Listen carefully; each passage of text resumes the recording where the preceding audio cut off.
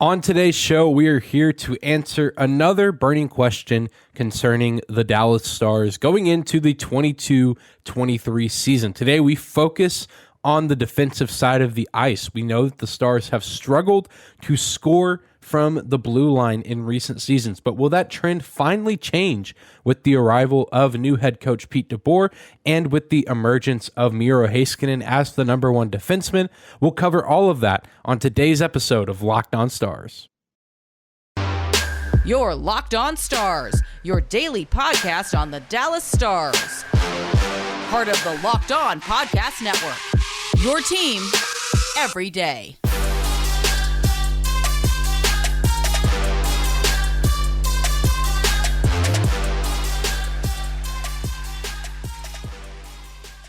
Howdy, Stars fans. Welcome back to the Locked On Stars podcast, the only daily podcast covering the Dallas Stars, part of the Locked On Podcast Network, your team every day. I'm your host, Dane Lewis, your local expert on all things Dallas Stars hockey, credentialed member of the Dallas Stars media, coming to you on this Thursday, September 29th. And whether this is your first time here or you are a recurring Locked On Stars listener, thank you for stopping by today's episode and for making Locked On Stars your first listen of the day. Be sure to hit that subscribe button if you're watching on YouTube. And if you're listening on your favorite podcasting platform, be sure to give us a follow there as well.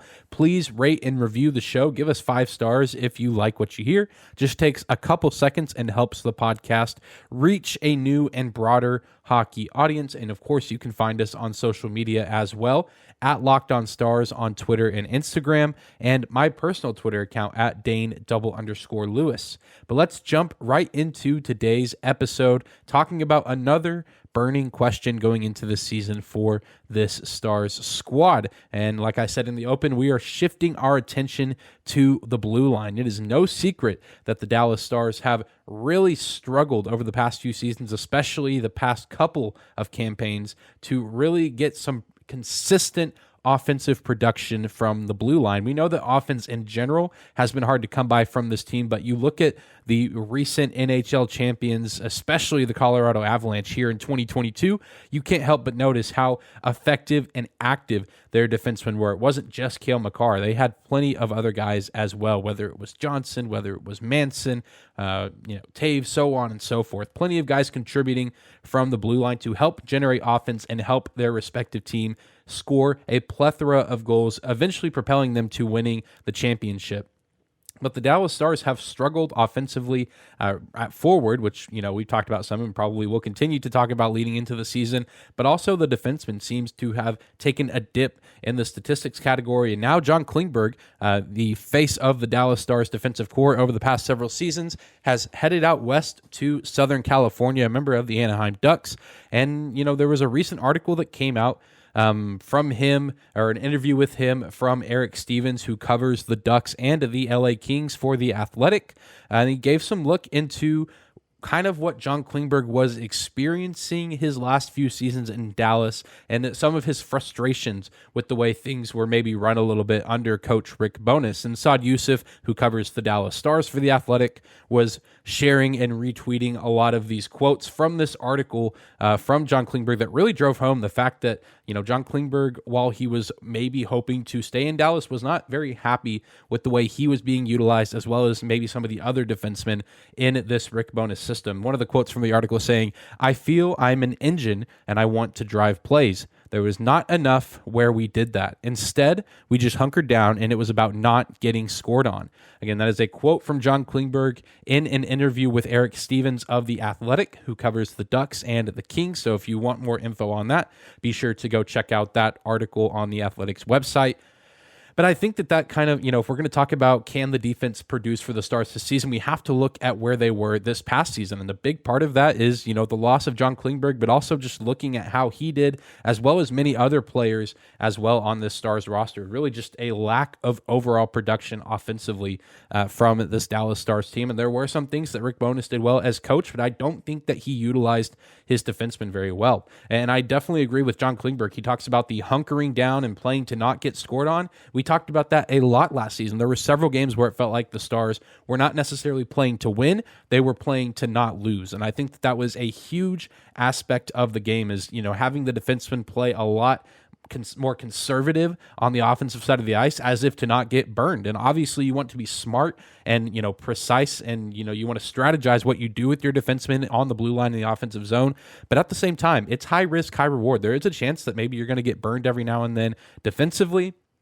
But also using your defensemen a lot more aggressively in your offense opens up the playbook for your team and gives you a better opportunity to score goals at a higher rate.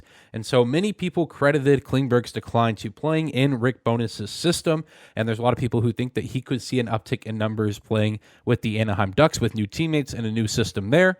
And this bonus system, I do agree, did not put the defensemen in advantageous situations.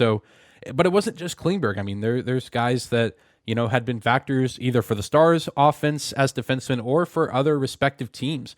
I mean, you look at even just John Klingberg's stats to get started. His best season statistically was back in 2017-2018 under Ken Hitchcock, where Klingberg had 8 goals, 59 assists, 67 points in total, having played all 82 games that season. And he was 16th in the NHL that year in shots with 204.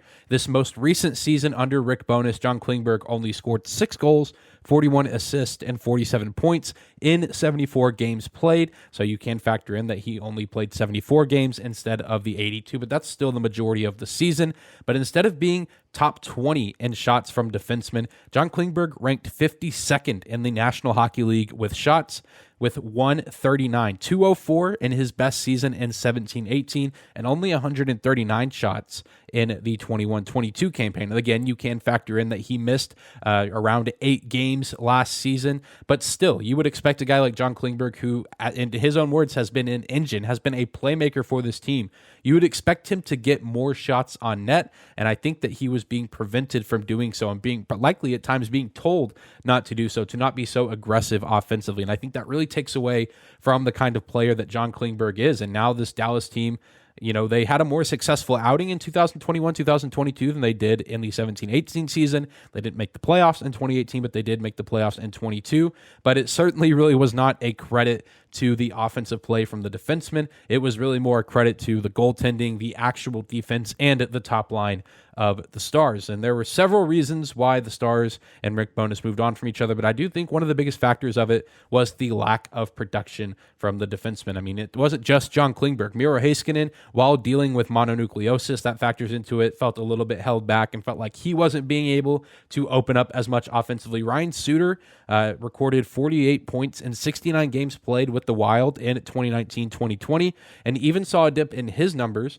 but I still think that he can contribute and find a way to be productive for this team even at age 37. I know Suter is one of the more polarizing players amongst the Stars fan base, but I think if he's utilized right, even in his older age, near the end of his career, I still think that he can be a great player, especially offensively for this Stars team. Whether or not he's actually going to lock up defensively, that remains to be seen, but I think, if he's not going to be the best actual defense-based defenseman, that he can hopefully still turn around and give us a nice production offensively. And then even a guy like Esa Lindell, I mean, he was at one point a double-digit goal scorer back in the 18-19 season, and had in the past 3 seasons has only had 12 goals total. So I'm not saying that all of the Stars defensemen just all of a sudden have to become these offensive masterminds, but I do think that there is room for them to get more involved offensively, and I think as a result, that opens up the Stars' ability to make plays and put the puck on the net and give them better chances to win games because they're going to be getting more scoring opportunities.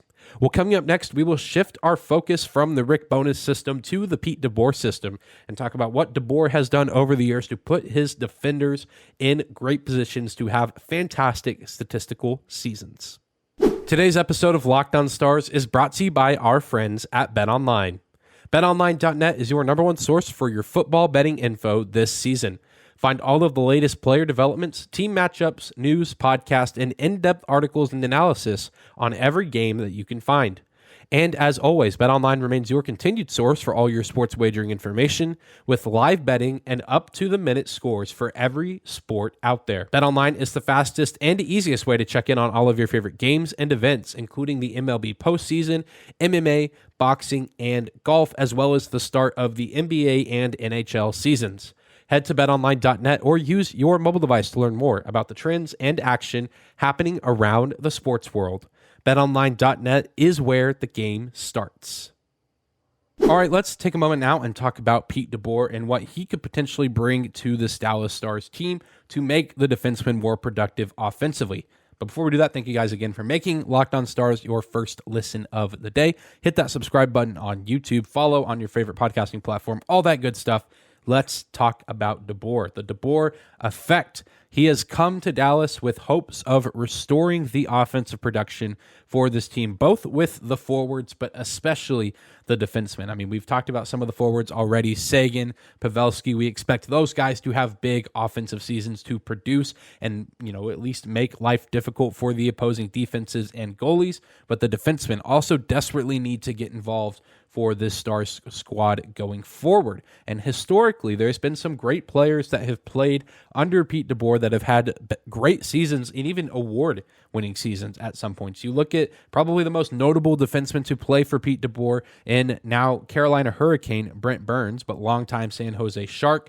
Before Pete DeBoer came to San Jose in the 2014-2015 season, Brent Burns posted a respectable 17 goals, 43 assists, 60 points in total in 82 games played. But then Pete DeBoer comes into the picture for the Sharks in the 15-16 campaign, and Brent Burns boosts everything, scoring 27 goals, 48 assists, and 75 points in total in 82 games played. A 15-point jump in points, and then, of course, a 10-number jump in goals, which 10 more goals is absolutely massive for a defenseman. I mean, that is night and day type numbers. I mean, 17 goals is really good for any defenseman, but to be a near 30-goal scorer as a defenseman is absolutely huge. And of course, you throw in the 48 assists as well.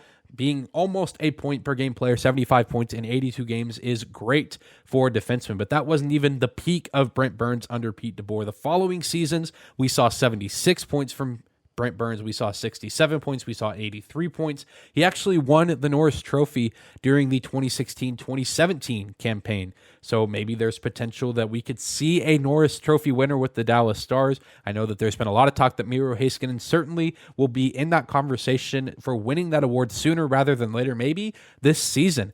I mean, that feels like a big jump and maybe feels like a big stretch for a coach's first season with the respective team.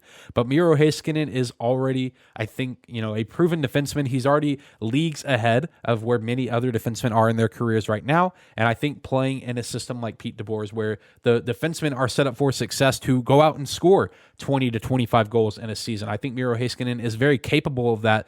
But like I said earlier, it feels like that maybe he's just been held back a little bit by other coaching staffs and the other systems that have been put in place. But even if you look at DeBoer's most recent team, the Vegas Golden Knights, Shea Theodore, a less notable defenseman, but still a talented player nonetheless, had some great seasons under DeBoer in the early goings of his career. In the 2020-2021 season, Shea Theodore recorded 8 goals, 34 assists, 42 points in 53 games played. That was, of course, the condensed COVID season. Playing the majority of games and getting 42 points is pretty good. But then Shea Theodore this past year took a pretty big jump. And of course, there were more games as well. So he had an opportunity to formulate a little bit bigger of a sample size. But in this past season, Shea Theodore recorded 14 goals, 38 assists, 52 points in 78 games played. So, in the Vegas Golden Knights clearly did not have the success that they wanted to as a team. They were injury-ridden. Shea Theodore likely a lot of nights going out there and maybe not playing with the best talent around him, but still making a lot out of nothing and still putting up really solid numbers and making a name for himself as one of the better rock-solid, guys who can rely on defensemen on both sides of the ice. And Pete DeBoer just kind of has that history of getting the most from his defensemen, getting them involved in the offensive game, both on the 5-on-5 as well as the power play. And I think the power play is a reason for us to be very excited. I know the Stars power play looked really good in the first half of last season, then just kind of took a few steps back in the back half of the season, but especially in the postseason against the Flames, it did not look very good. Hopefully, even though John Klingberg is gone, the Stars can still find a way to have the power play quarterbacked well, whether that's Miro Heiskanen, whether it's Ryan Suter, whether it's Nils Lundqvist or Thomas Harley. I think that there's hope that the Stars can get a competent power play back in the rotation, but also still play effective offense and the 5-on-5 role, because there were times where the 5-on-5 game just looked abysmal for the Stars last season. And if we can see them play both well on special teams as well as even strength, that is going to work wonders for this team and help them take a few steps forward as they look to make it back to the postseason, but make it farther past in the first round. If Dallas wants to truly take that next step forward this season, they need to see good numbers from their defensemen, not just their forwards. We need to see several players step up and have really nice seasons contributing to this team and looking to help build the success of offense, because that's really where the Stars struggled last season. And I think the defense is still there. I think the goaltending is still there. What's going to make or break this season is how much the goal production increases, stays the same, or decreases. And of course, there are several guys. I mean, you can't just blanket statement all of this for the defensemen. Some guys are going to have to bear more responsibilities than others, and we'll talk about those guys after we take another quick break. All right, we're talking about the Dallas Stars defensemen. Can we see more offensive production from the blue line this season from the Stars? And when you have this conversation, things have to begin and end with Miro Heiskanen. You can't not talk about defensemen with the Stars right now and not mention Miro Heiskanen. I mean, and not only do you have to mention him, you have to zoom in and focus on the type of player that he is, because this isn't just he's one of the best players on the team, he's one of the leaders of the team. This is very well maybe the best player on the team and one of the best defensemen in the National Hockey League. I would argue, not even argue, you don't have to make an argument. He is definitely in the top 10, and you could make an argument that he's near the top 5, and a really great season here would solidify him in that spot as one of the truly elite defensemen in the National Hockey League. This is going to be the biggest season of Miro Heiskanen's career. He's one of the best athletes, not just on the team, but in this league, who has shown plenty flashes of greatness in the early goings of his career, both sides of the ice. We know the defense is there. We don't really need to see too much more growth defensively, although I imagine as he ages and continues to get stronger, he's going to be a stronger skater. He's going to play a little bit more physical. But even, back in the bubble in 2020, we saw the offensive capabilities of Miro Heiskanen. I mean, he was one of the best players in the entire 2020 NHL playoffs, and it really was a big reason why that team was as successful as they were and why they made it as far as they did during that Stanley Cup run. It was because Miro Heiskanen was just an absolute menace on both sides of the ice, and the Stars need to see that again, because while Miro has had some great moments since then, I don't know if we've ever seen him play at that level consistently since that moment. I mean, and it's just hard to imagine that he could, given the hand that the Stars were dealt, playing injury-ridden the following season after their cup run, and then last season Miro Heiskanen dealing with some sickness in the middle of the back half of the season. But now he's coming in, he's fully healthy, hopefully no more mononucleosis or other illnesses holding him back.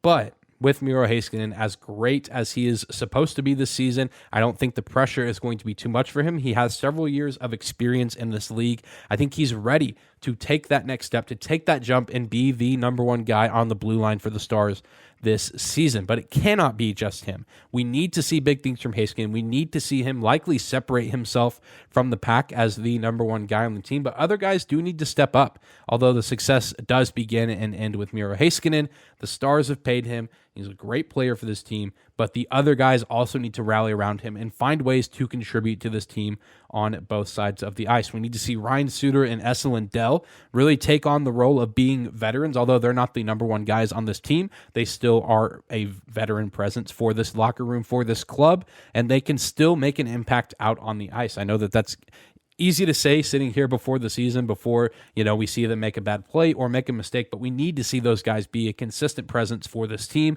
And then even the young guys on the squad, Nils Lundqvist, Thomas Harley, Colin Miller. I know Colin Miller's not really that young, but he feels young because he's a new Dallas Star. Yanni Hakanpää. We just need to see guys step up. I mean, we saw the guys kind of rally and step up and play some big minutes whenever Miro Heiskanen was absent last season. And I think we can see that again, but Miro Heiskanen doesn't have to be gone. He can be right there playing in the top 4, probably playing on the top defensive pairing for the Stars on most nights. And so I think that Miro has the tools, physically, mentally, to be a great player this year, and the skills arsenal, as well as the coaching staff to hopefully put him in a position to have a big season. And then, of course, he does have the teammates as well, a good mix of young inexperienced guys, but guys that are hungry and looking to make an impact on this team, and a good mix of some veterans as well. Really, the only glaring question with Miro going into this season is who he'll be playing alongside. Will he be teaming up with Ryan Suter yet again? Will he be playing with Nils Lundqvist? Will that allow him to play on his natural side? Will we see him explode a lot more playing on his natural side? And at the time of recording this, we haven't seen Miro Heiskanen play in a preseason game, so I'm not entirely sure what to expect as far as his position and who he's going to play alongside, and that could be a revolving door in the early weeks of the regular season. But I think that Pete DeBoer and the coaching staff, that's got to be one of the draws to wanting to come coach the Stars. We talked about the draw of, I get to coach Roope Hintz, I get to coach Jason Robertson, I get to coach Joe Pavelski. But with the Dallas Stars head coaching job, you also get access to one of the best defensemen in the National Hockey League in Miro Heiskanen. So I imagine and hope that there's been a ton of care and consideration as to how to use Miro Heiskanen, where to put him in the lineup, and who should be playing alongside him.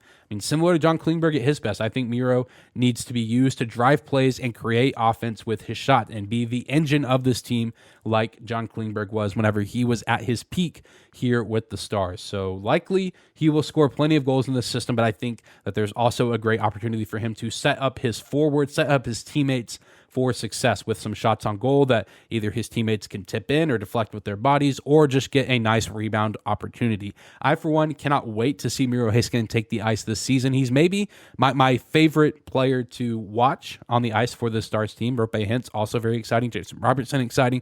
But as far as, how excited I am for this season and the expectations building, I think my expectations are highest for Miro Heiskanen, and so I'm anxious and excited to see him back out on the ice, to see what he can do in his first season as the official number one defenseman for the Dallas Stars.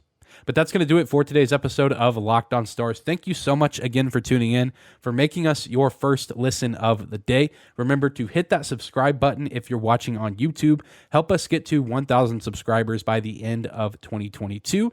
Find and follow us on your favorite podcasting platform. Leave us that 5-star rating or review if you enjoy the show, if you like what you hear. Find and follow us on social media at Locked On Stars on Instagram and Twitter, and at Dane_Lewis, my personal Twitter account. Be sure to tune in tomorrow as we will be talking about the results of tonight's preseason game, the Dallas Stars and the Minnesota Wild going at it in another preseason exhibition tilt at the American Airlines Center. That game should be streamed, I believe, on Bally Sports Extra, if I'm not mistaken. And nonetheless, also a home game. I know that gives more Stars fans access to go watch the game live. We'll be breaking down the game and talking about some of the best performances on tomorrow's episode. You won't want to miss it. Have a great Thursday, Stars fans. We'll see you back here tomorrow.